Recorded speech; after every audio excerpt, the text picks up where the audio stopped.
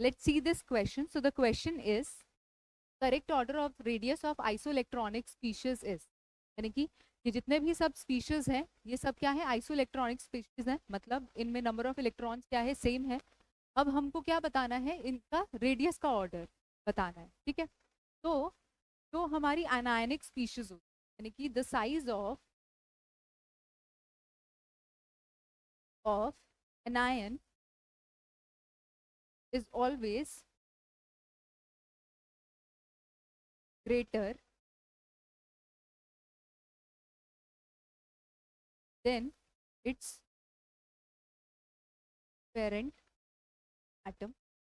यानी कि अगर कोई भी अनायनिक स्पीशीज है, यानी कि कोई भी नेगेटिवली चार्ज स्पीशीज है, तो उसका जो साइज होगा वो उसके पेरेंट एटम से, यानी कि जिससे वो बना है, उससे क्या होगा, हमेशा ग्रेटर होगा, ठीक है। ऐसे ही जो कैटायंस होते हैं उनका साइज क्या होता है, अपने पेरेंट एटम से छोटा होता है, ठीक है। The size of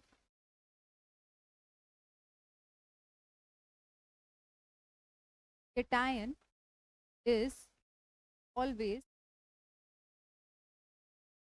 smaller than its parent atom, ठीक है। अब यहाँ पे कैटायन का साइज छोटा क्यों होता है, कि जब हमने क्या किया, एक इलेक्ट्रॉन को रिमूव किया, एक या एक से ज्यादा इलेक्ट्रॉन्स को रिमूव किया, तो जो इफेक्टिव न्यूक्लियर चार्ज होता है वो क्या होता है, वो बढ़ जाता है, ठीक है। जिसकी वजह से जो कैटायन है, जो बनने वाला कैटायन है, उसका साइज क्या होता है, छोटा हो जाता है, ठीक है। सिमिलरली हम एनायन के केस में भी देख सकते हैं कि एनायन के केस में क्या होता है, एक इलेक्ट्रॉन को ऐड किया जा रहा है या एक से ज्यादा इलेक्ट्रॉन्स को ऐड किया जा रहा है। अब अगर एक से ज्यादा इलेक्ट्रॉन्स को ऐड किया जा रहा है, तो जो इफेक्टिव न्यूक्लियर चार्ज है वो क्या हो रहा है, डिक्रीज हो रहा है, जिसकी वजह से जो साइज है वो क्या हो रहा है, इंक्रीज हो रहा है आयन का, ठीक है।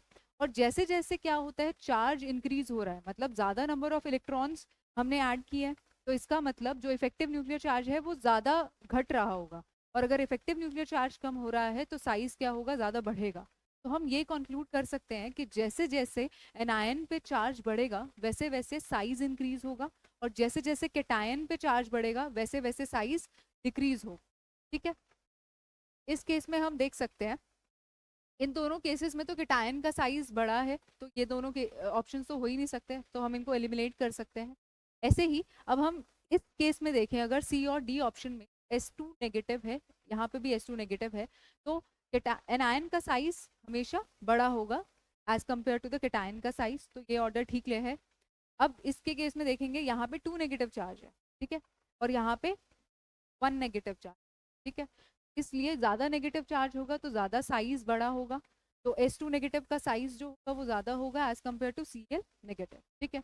अब अगर इन दोनों कैटायनिक स्पीशीज में मैं कंपेयर करूं, जितना ज्यादा कैटायन पे चार्ज होता है उतना ही छोटा क्या होगा, साइज होगा। तो पोटेशियम का के पॉजिटिव का जो साइज होगा वो कैल्शियम 2 पॉजिटिव से ग्रेटर होगा, ठीक है। तो then C will be the correct